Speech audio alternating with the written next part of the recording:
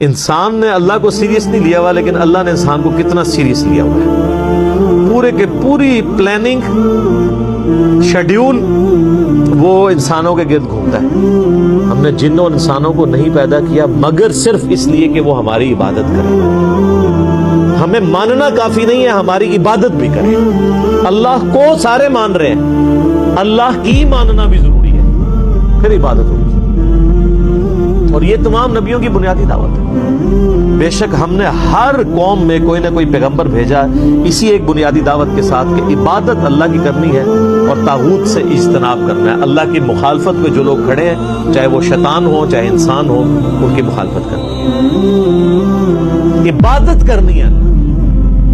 ہمیں جو گھٹی میں چیز دی گئی ہے کہ اللہ کو ماننا کافی ہے، اللہ کی ماننا ضروری ہے، اللہ کو ماننا کافی نہیں ہے۔